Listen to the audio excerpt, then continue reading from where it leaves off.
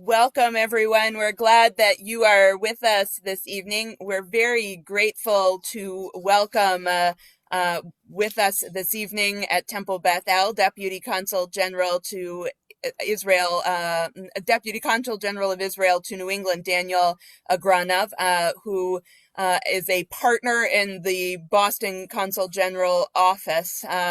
He brings to the position of Deputy Consul General more than a decade of experience in foreign service. He's been a member of Israel's Ministry of Foreign Affairs since 2008, previously serving in embassies and consulates in Europe, Asia, and Africa. We are thrilled that he can be with us this evening to bring his wealth of experience in service to the Ministry of Foreign Affairs at the Embassy of Israel in Angola, in Kazakhstan. In 2011, he served in St. Petersburg.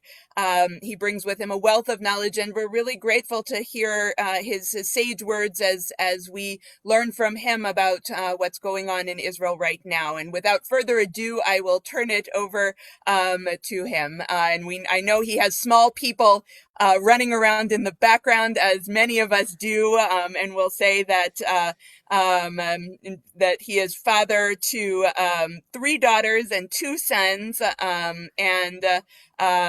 all of whom are in in-person school, which we all know is an enormous blessing. And we're grateful to have you with us, Deputy Consul. Thank you for being here. Rabbi Mark, thank you very much. I see familiar faces. Hi, Larry. So hello, everyone. Thank you for inviting me. I think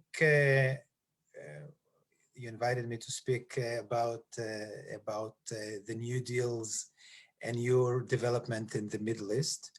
First of all, I want to share with you the funny story. The first time I did something like this was when I served in Texas. I think it was in the middle of one of the hurricanes or something like this. And I scheduled something in Tulsa, and I couldn't fly to Tulsa because of the weather. So we did a Skype communication with the local community. So it's like, I'm a veteran and speaking online to people. So it's funny. It's Skype. It wasn't so sophisticated like Zoom, but we did it even in 2014, 2015, but long time ago, before anyone heard about Corona. So I think what happened in Middle East, it's groundbreaking. It's historical moment that happened in September.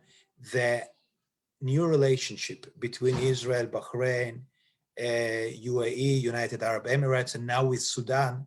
It's something, again, we don't know how it will be with Sudan, if it will be let's call it a cold peace, the way we have now with Egypt or Jordan, or it will be something different. It's what we see now developing with UAE and Bahrain. We can share it now that we all, let's say for the last almost 10, maybe 15 years, we had a relationship with Bahrain and UAE. We have Israeli diplomats stationed in Bahrain, not as Israeli diplomats, but with, for example, someone from my course that have also a French citizenship went to serve in Bahrain when I finished my cadet course in 2009. So we had our presence there before, and we can say we, the diplomats, the Ministry of Foreign Affairs, lie the foundation for what happened in White House a month and a half ago.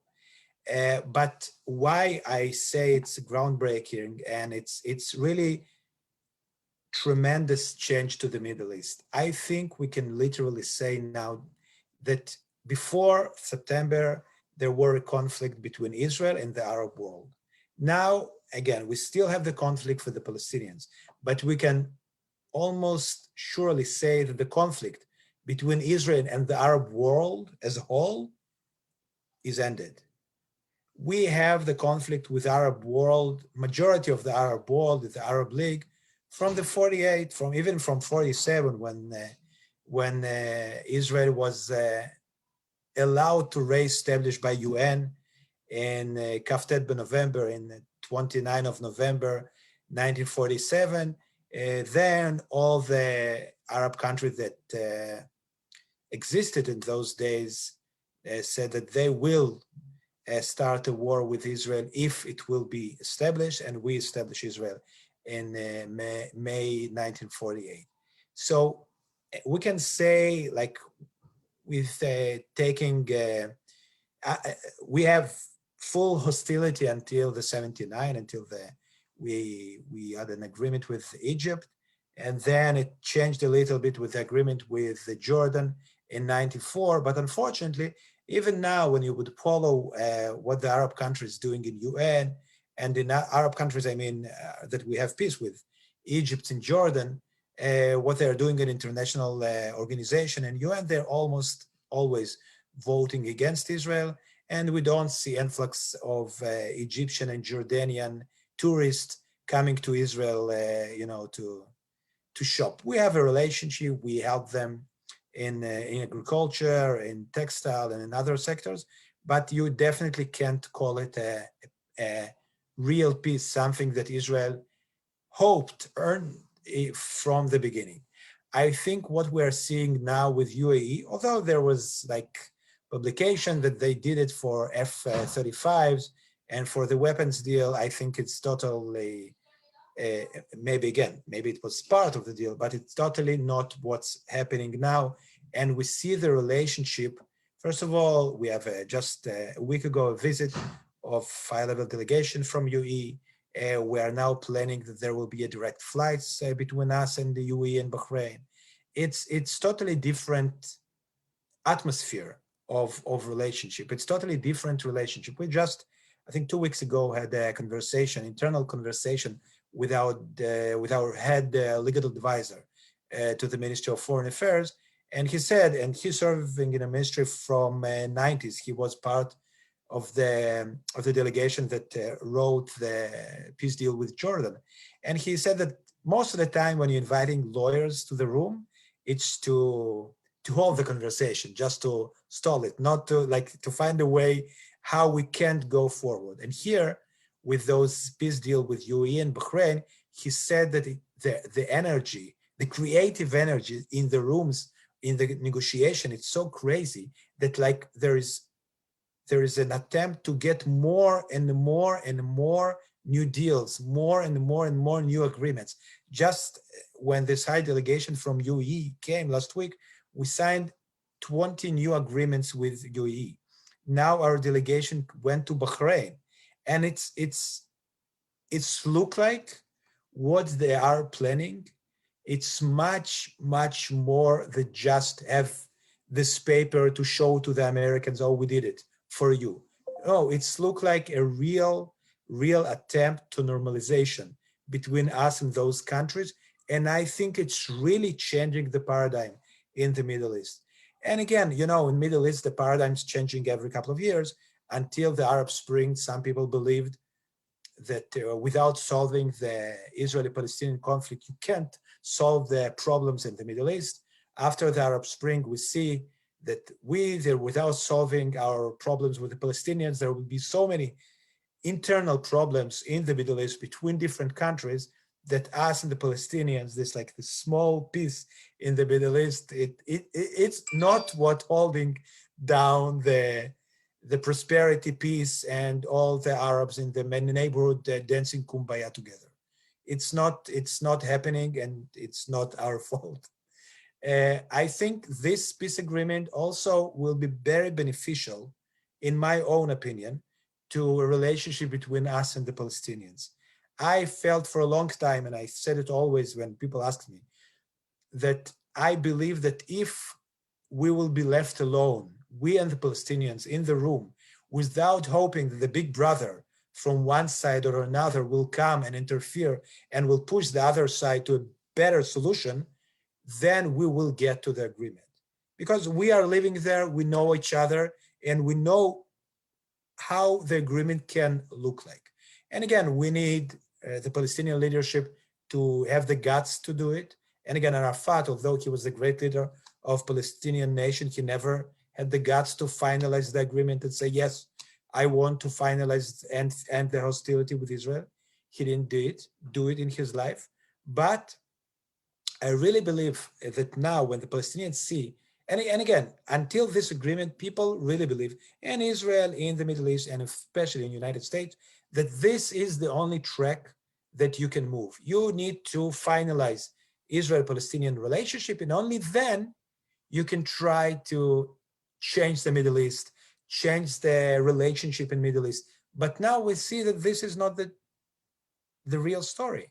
The real story that Israel and the other Arab countries can have a relationship without any connection to the Palestinians. We can develop a relationship. We can go forward. So I think now our relationship with the Palestinians will be much, let's say, easier, because they won't be this master that's standing between us and the Arab states and the world and the Muslim world, not only the Arab states. Say, stop. We will decide for all of you what and when to do it with Israel. It's our decision. We, the Palestinian, we will tell you what to do. Now this is done. This is over. We hope that more countries will join the normalization with Israel. And what we see in our communication between the Ministry of Foreign Affairs of Israel and UAE and Bahrain, we see that they're really, what they want is really a normalization of relationship. They want Bahrainis and UAEs to flying to Israel to do shoppings. They want to invest in our startups. They want to use our agricultural technology, our water solutions. They want to have our tourists, UAE and Bahrain, it's interesting tourist sites. They want to do it, and it's a real thing. And again, I hope when we'll speak like in a year from now, I wouldn't eat my head, because it was just our hopes. But again, it's look like it's something different than what we have now with Egypt and Jordan. Also, the relationship, I can say, between us and Egypt and Jordan and us and UAE and Bahrain can be also on a different level. Bahrain and UAE, it's very wealthy, developed countries. With also high-tech developed, with a very developed academia. Egypt and Jordan, unfortunately, not in the same place as us and as UAE and Bahrain.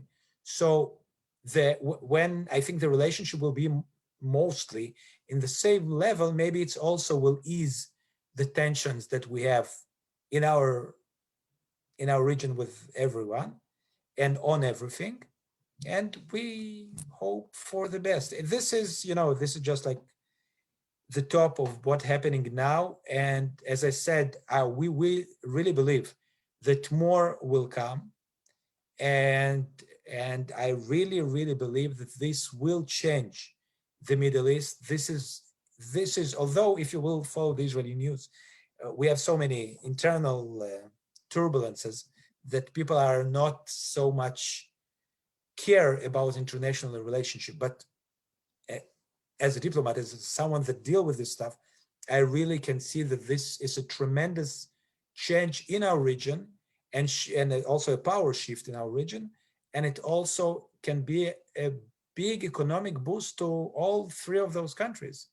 We have a lot to give to them. They have a lot to give to us. And it's now, I don't know if you heard, there is a communication of passing the oil and maybe the gas from Bahrain and the UAE through Israel to the Mediterranean Sea by land, and it will save the time and money to passing through Egypt and through the Red Sea. And we have a line that we built in the 60s and 70s when we had a relationship with Iran in the Shah time, and this line is taking the oil that we got from from Iran to Eilat, and from Eilat it takes it to Ashdod. And this line exists. So now is the plan to build the line that will connect us through Egypt, not Egypt, excuse me, through Saudi Arabia and maybe Jordan directly to Eilat. And this will directly bring oil to the Mediterranean and will save maybe time and money to transfer this to Europe, and also maybe vice versa, if there will be gas that or oil coming from Azerbaijan and other countries to Asia. It also can save a lot of time and a lot of money. So what I'm trying to say, that the collaboration between us and the region can be tremendous investment and development for all of the parties included. So this is my short spiel about everything, and I would love to hear your questions.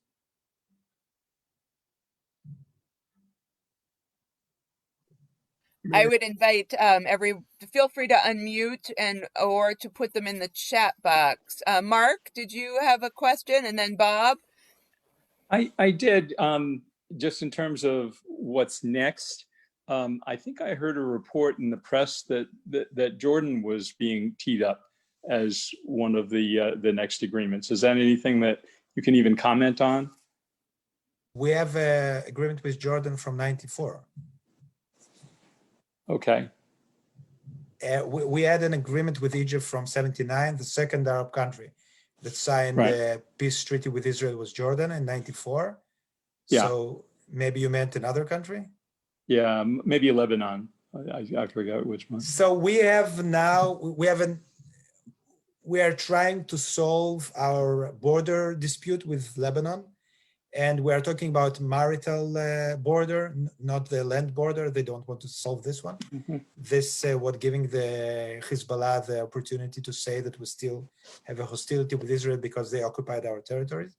But we are now talking about, there is like literally talks between us and Lebanese about finalize our maritime border, because Lebanon also want to explore their waters, their economical waters for gas and oil. And when some of the territories are not, the border is not marked properly, it's very hard for them to sell those blocks to different companies. So this is not in any way, unfortunately, a peace agreement or any beginning of a relationship. It's just a specific problem that we all want to solve. And they're doing it mainly because of economic problems in Lebanon, not only because of the great explosion they had in the port, but also because it's a default state now. But this is the agreement that is now in the talks, but it's not a peace agreement, it's just a border marking. Okay, thank you. Bob was next, and then Mel, I see you.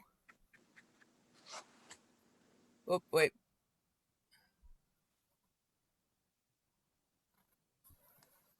Which Bob is that, Rabbi? Oh, I didn't know. I'm sorry. I only, it was you, Bob. I didn't realize there were two. My screen is only showing you as our only Bob, but okay. That being said, I have a ton of questions. However, I don't want to, what about Hezbollah and Hamas? What about the intransigence in the Middle East, and how are we going to make peace, if ever, with them? And again, I'm a very optimistic person, but even with my optimism, I don't see any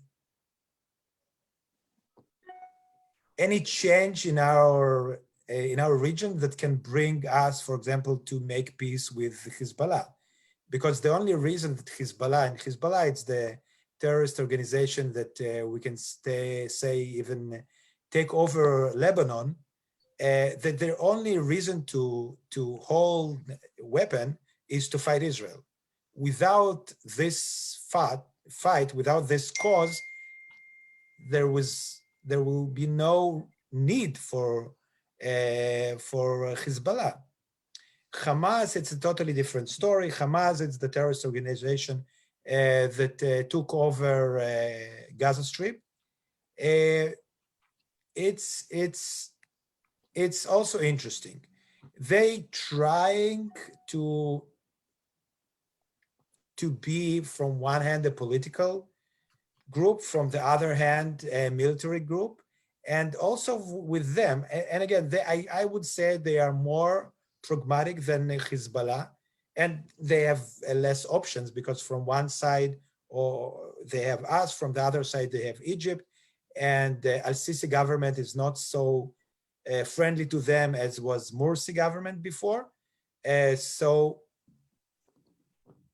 they need to find their ways, but also for them, the very big motivation in what mainly different them from the Fatah, the other Palestinian organization that Muhammad Abbas, the president of the Palestinian Authority that was elected for 4 years term, I think in 2006 or 8.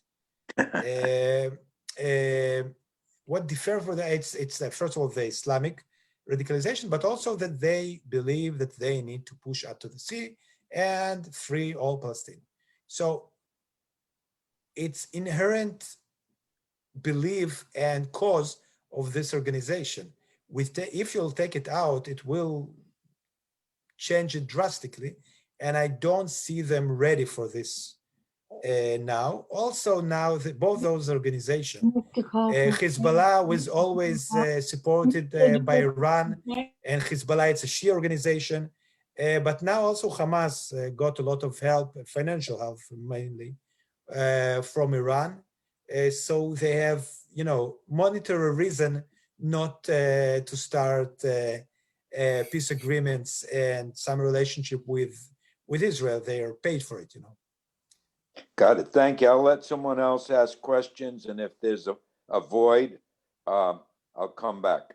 Bob, No we can problem, come back guys. to you. It's great to be able to have the opportunity to dialogue with our local consul general. It's really the best of all possible worlds, and we hope this is the beginning of these conversations. But Mel, you are next. Let's unmute you. There we go. Okay, thank you very much for allowing us to join with you. I have a couple points. One is an observation. And you used the term a couple times insofar as I think it was Arafat didn't have the guts. That's not a kind of term that endears one to another party. And I would just make that observation, and please don't think you have to defend it. But my real question is, this agreement with the UAE, I think, is a great step forward. But how do you explain Israel taking the position, if they really agree that this is a good step forward and they look forward to a positive relationship with the UAE, how can it take a position to oppose the sale of F-35s to UAE? I don't understand that. I mean, you tell us you're a friend. Just one second. No. But I just want to correct you.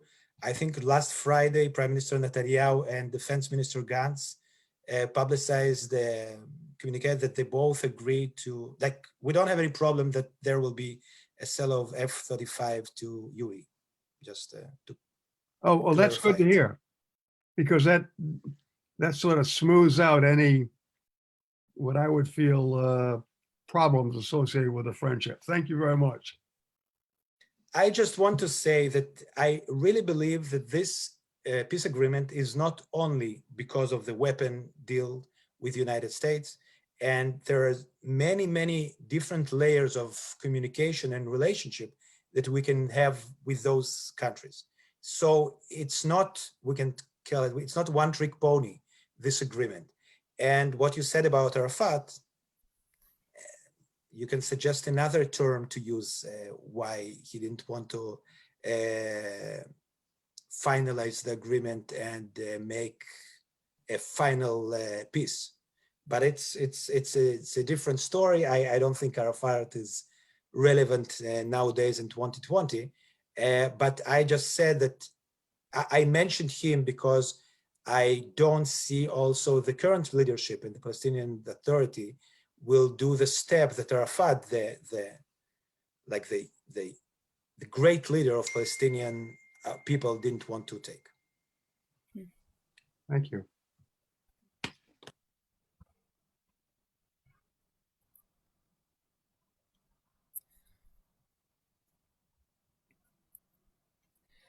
Other questions? I know Bob has more, and I certainly can toss mine in, but I don't want to. Oh, Larry, there we go. I've been reading a couple books by Einat Wilf, and she's really made, her main point seems to be that the right of return is something that the Palestinians are insisting is an individual right, that no matter what the leadership might say, everybody's still going to want to come back, and they must have the right to come back. Do you ever see any realistic resolution to, no, I have the key to the house of my great grandfather. You have to let me back in. Do you see like at some point people may realize that that's not a possibility? You know, we all have dreams. And I think it's okay to hope for something. I didn't read those books, but this request is not realistic. I don't think anyone, even in the Palestinian Authority, believe that this can happen in nowadays. There were a couple of suggestions for a couple of thousand maybe Palestinians coming back, or maybe the retribution will come from the Arab states that expel the Jews that lived in our Arab countries in almost the same time for thousands of years. But I believe that, again, that the real solution can be a monetary solution. Also, it's a little bit naive to believe that 72 years after it happened, there should be some solution. You know that almost in the same time, in 47, 48, there were a war between Pakistan and India. Yeah, and Einat Wilf goes into that. She's okay. So like I think about all that. Yes, millions of people moved, and nobody is waiting for retribution. Nobody is waiting, and there is no refugees. There is a very nice speech by my colleague and friend, George Dick. He's now an ambassador in Azerbaijan. He's an Israeli Arab, and he's very nicely putting it. He say, I'm an Israeli Arab. I have an Israeli citizenship. My relatives live in Canada and United States. They have also local citizenship. Why my other relatives that live in Jordan, live in Lebanon, live in Syria, don't have citizenship? Why those countries for more than 70 years treating their brothers like a second level people without giving him rights, without giving them citizenship? And just think about it, on the same time, Israel took in more than 700,000 Jews from Arab countries. We took them in. And again, maybe if some of you visited Israel in those years, it was a very harsh time for Israel. Those people lived in a very bad condition in Ma'abarot, not a nice place to be. Some of them living in tents. It's like crazy. But still, those people now part of Israel, part of our country. They are our brothers and sisters. Why the Arab countries keep this problem? Why? We know why. It's a rhetorical question, of course. But why they keep this problem for more than 70 years? And there is no other conflict, no other conflict in the world. And just remember, our conflict happened just after World War II, that there were so many shifts in between different countries. Many people moved. Nobody is expecting to get any retributions from this time. And let's go much closer to our time. 90s, the Yugoslavia war. There was also huge influx of people that moving from Serbia to Croatia, from Croatia to Slovenia, between all those different now countries and in the past Yugoslavia. And there is no problems anymore. It's solved. They're all seated. They all have citizenships of the country that they are living in now. And there is nobody is waiting for another 70 years to come back to where they came from. It's a very nice dream, and I understand, like, practically, why would you want to hold to this dream? Because you believe that you will get like a lot of money, and it's okay. And it's what I think it's the solution to it is just pay for those people that have these grievances. But really, to have grievances for 70 years and to hope that will be resolved, that someone will give you to your house, it's naive and unrealistic. And again, look at Europe. In last 100 years, there is so many people that were moved around, and there is still a lot of conflict in Europe between different countries, but nobody expecting other country to pay. A lot what you're saying, except for the monetary piece, is everything Einat Wilf is saying. And she gives the examples of all the Poles after World War II who had to flee Ukraine because flee their homes in what had been Poland and became Ukraine. And she gets everything you're saying, she says. She's using our talking points. Okay, I guess so. The monetary piece is the only thing she did not point out. But And again, I like those people, you can say that they are in love with their grievances. It's something that because now they're still refugees, it's something that you can even say that define their life. And to tell the truth, that people that live in refugee camp after 70 years, I think it's crazy. Really, my heart is going to those people, to those children that were grow up in refugee camp.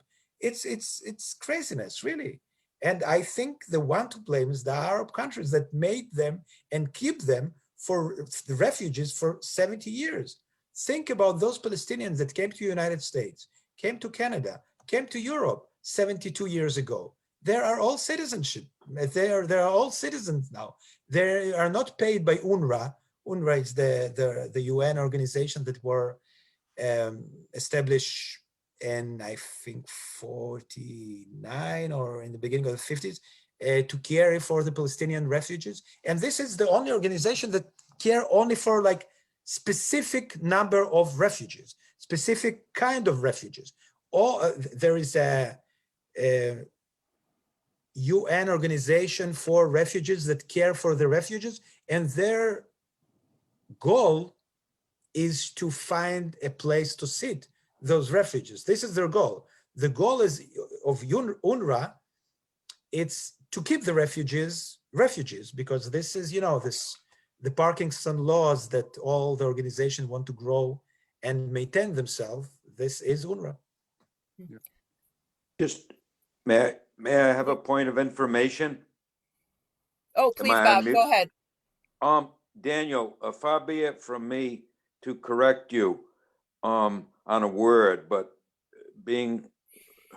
working with words all the time, my Hebrew, by the way, is definitely not good enough for this, but repatriation and retribution are being confused. Those two words, we're not looking for retribution, they're looking for I think that's what you're trying to say, repatriation as opposed to retribution.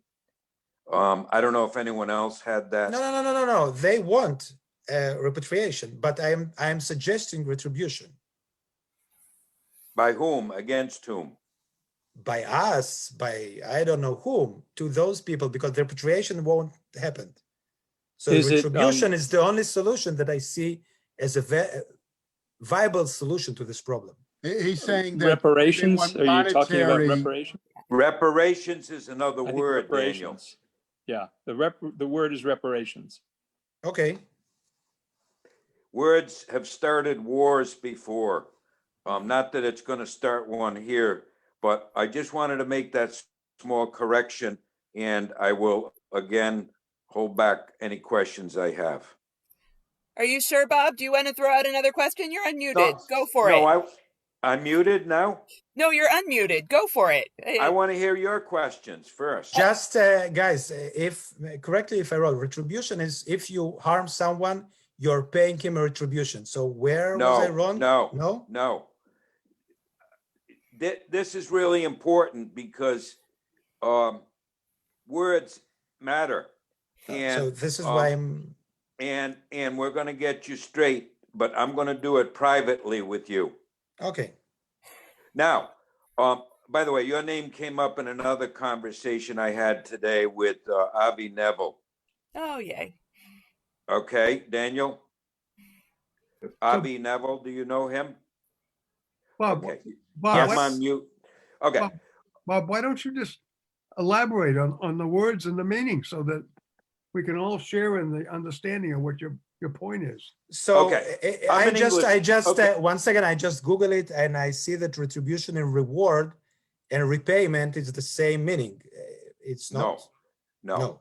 Okay. Google This is is not the always correct. Okay. I'll try, but you know, I'm an English major. That was my first calling, actually, poetry and creative writing. I'll try it.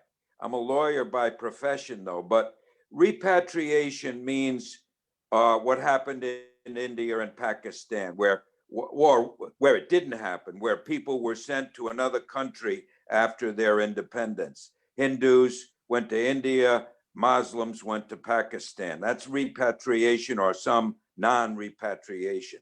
Retribution in English, from what I get, has nothing to do with money. It has to do with closer to revenge, closer to anger directed towards someone. And I'm not sure you meant that word at all. And the other one, somebody said, what was the word we used for financial reparations? We're talking about reparations with our African Americans in this country. People are saying 300 years after slavery, we owe our African American brothers and sisters money. That's called reparations. What the Holocaust victims got is called reparations. No? Okay. Yeah. I'm trying. Thank you, Bob. And Help I'm going to take, no, I appreciate that clarification. I'm going to take it a different direction, if that's okay. And then if you want to jump back in with another question, that would be great too. But and this is, I know, Daniel, we had talking about the UAE agreement and things, but it's hard for me not to ask your thoughts on what's going on with the WZO.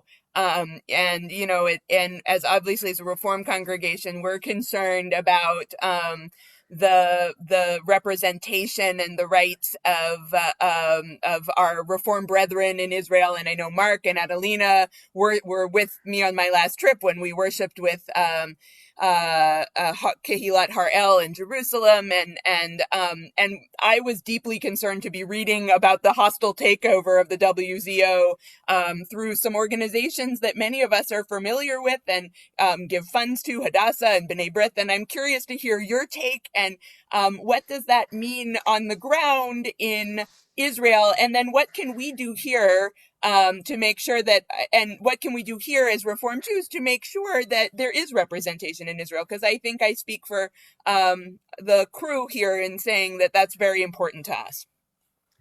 So let's say it in a different way. WZO in any way not influencing what's happening in Israel. We're talking about an organization that represent the Jews everywhere in the world. It's from my understanding. And this is a democratic organization. that there are representatives that elected by different communities. And like in other democracies, sometimes the majority want one thing, sometimes the majority want another thing. So the state of Israel don't have an opinion about what done in WTO. Again, it's a democratic organization that can go to the direction that the members will want it to.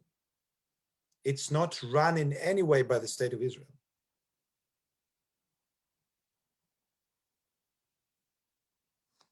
Right. No, and I'm aware of that, but I do feel like it maybe represents some of the zeitgeist on the ground in Israel, and also the plight of liberal communities that struggle for state funding. And the WZO does help with allocations of funding, which is why it's so important. And some of the challenges with that funding really do come because the government does not fund liberal communities. So I guess that's a larger question. I maybe should have phrased that better, and I'm quite aware of that. But it does seem like a larger conundrum and challenge facing the state.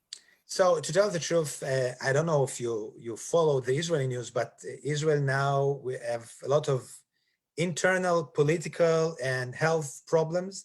That when this election to WTO happened, and all this thing that take a lot of interest here and in other Jewish communities in Israel, I don't think that the major papers even wrote about it. It's not something that Israelis think about nowadays.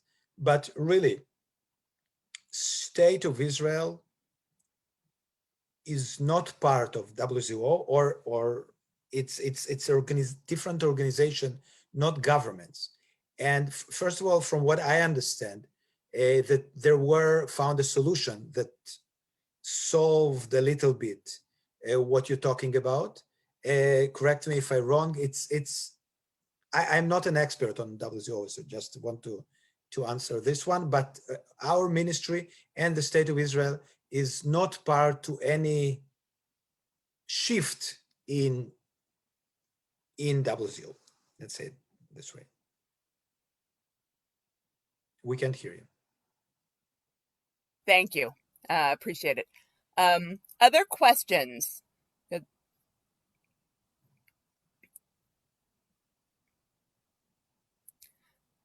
Then Bob? I will. Oh, there. Well, I will ask. Or Mel, go ahead. I wonder if you could comment about the feeling in Israel about the threat from Iran. Iran, if anything, is certainly not a friend of Israel, and with their association with other countries like North Korea, I'm just wondering what the feeling is insofar as the threat that may exist from Iran, and how Israel views that. Thank you very much for this question. And again, Iran is an existential threat to the state of Israel. Unfortunately, not their relationship with North Korea, but mainly their relationship with, they practically now running couple of states. They are helping the Houthi rebels in Yemen. They are supporting the Hezbollah in Lebanon that almost took over Lebanon.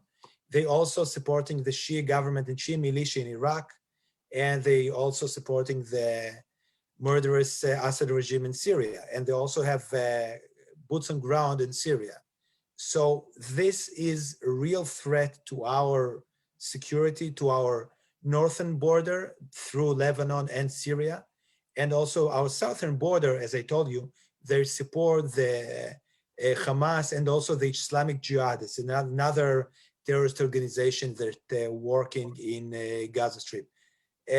So this is existential threat. I can assure you that the right and left politicians in Israel will agree that what's happening with Iran, it is a big problem to us. We hope this new relationship and new alliance that maybe will born in our region after these agreements, maybe will help us to shield ourselves and our allies from Iranian influence, But really, we see even now Iran is trying to destabilize Saudi Arabia, Bahrain, UAE, and other countries in our region. This is the most destabilizing factor in our region, and it's still continuing. So it's a real threat. Uh, there is no solution to this because it's not look like that the Iran will fall in the nearest future. But and also they still have this nuclear program that they're still running and still they're developing, and they're trying to manipulate the international community. They are maybe stall the producing of plutonium and uranium, but what they are doing, they are working on improving their technologies. So when they will get the green light, they would have much less time to get to the nuclear bomb. I'm talking about the centrifuges and the other equipment that they need to develop the bomb, and also they improving their rockets. So it is very troubling for us. It is a real threat. Could I ask you to add? I like your cats. It's either a cat or a child, one of the two. Yeah. So you'll pop in and out, right? You can now I'm not really in the sanctuary, right? Um, can you just add talk a little bit about Syria? Also, I think many are unaware of just the incredible nuance and challenges of negotiating that normal border, and I know it's connected to many of the other questions asked Lebanon. here tonight. Well, no, in the Syrian border, I realize, I'm Oh, wondering if you can speak a little bit about that and the challenges and nuances of negotiating negotiating that situation and where where in the current moment things are, and I know it's ever changing. so I unfortunately don't see in the nearest future any change in our relationship with Syria. The question is who will rule Syria in the next day, week, or month, because the situation in Syria, unfortunately, it's very unstable. We also have another friend in the neighborhood. It's Russia. There is a military Russian presence in Syria, and we can literally say that now we have a border in Russia with Russia through Syria. So it's also not so pleasant to get another power so much deeply involved in our region. Now in Syria there is a fight between ISIS is a little bit coming back and taking territories. There are Sunni rebels that supported partly by United States, mostly by Turkey, that are fighting the Assad regime. There are also talks that there also the Syrian army. It's also a little bit divided between the two big friends of Assad, Russia and Iran. Some of the brigade is more listening to Iran. Some of the brigade is more working with Russia. So there are also internal fights between those groups. It's very unstable. I can say that we all pray every day that we didn't give the Golan Heights to Syria when Olmert planned to do it in the beginning of 2000s. And there is sort of a status quo between us and the Syrians, the Syrian army. Unfortunately, as I said, there are a couple of groups that are supported by Iran. There is also a presence of Hezbollah from Lebanon that also supporting Assad regime, and they also sometimes trying to destabilize our relationship and in this region. But and again, I think the main players for us is Russia, Iran, and Hezbollah. I don't think that Assad in his bunker will think now let's attack Israel. It will solve my problems. But those other players that have less to lose in this war can make much more problems. And with Iran, you never know. There are a lot of internal problems, and as you may all know, to make your problem at home look smaller, you need to find an external problem, and we are the best problem in the neighborhood. So it will be easy for them to start some sort of a fight with Israel in our borders, and then, of course, blame us, and then to start something even more bigger hostility to bring the attention from their internal problem. And again, it's something that had happened. They also, as I said, have a presence in Iran, in Syria. Hezbollah have a presence. We are trying to stop delivering of weapons from Iran, Syria to Lebanon and to Hezbollah. So this is also why we are active in Syria. And it's a mess. It's a big mess. Mm-hmm. Absolutely. Well, I have one more.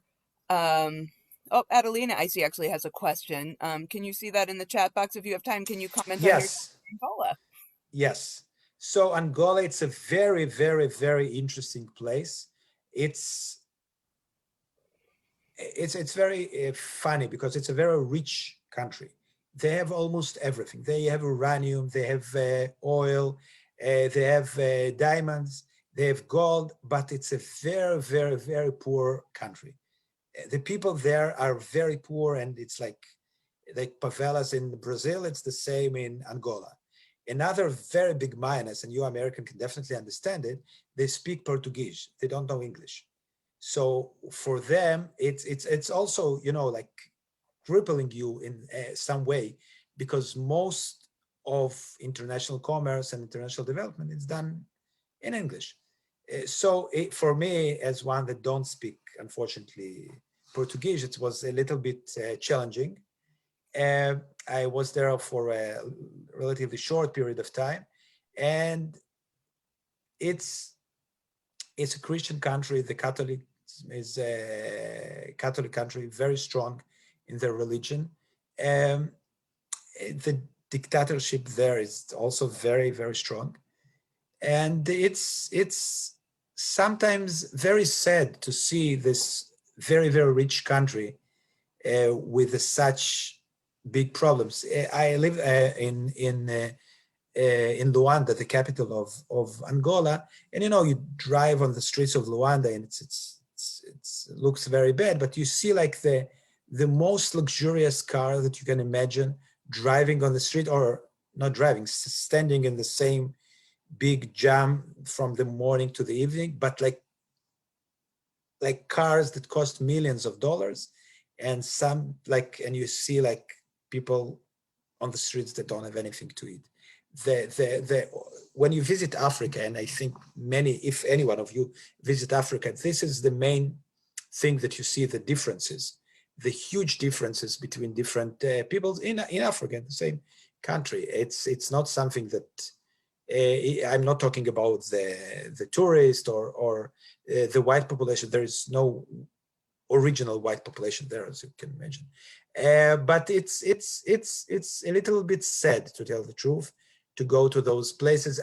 We had an employee there, and I talked to him and I asked him what do you think will be for the future? He was very pessimistic. He told me that if the school principal is taking the English teacher, not because he knows English, but because he's his relative, and this is his qualification to teach English, I don't think anything good will happen to our country. This is something that local guy told me.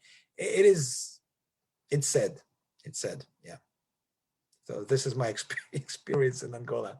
Not so optimistic, unfortunately. Goodness. I think we can take one last question. Anyone have one last question? I have lots of last questions always, but I would love to make room for one of yours. Then I'm wondering, Daniel, if you can tell us about what's happening in Israel right now with COVID. I know that there was a lockdown. It appears my friends in Israel seem to be coming out of lockdown. What can we in the United States learn from Israel's experience, successes, failures? I know it's been a roller coaster like it has been for all of us. Can you let us know what's going on? So I think it's a good question. It's very funny. I think in Israel, everything is on steroids. like everything that happens, good or bad, you see it like it's like so much exaggerated.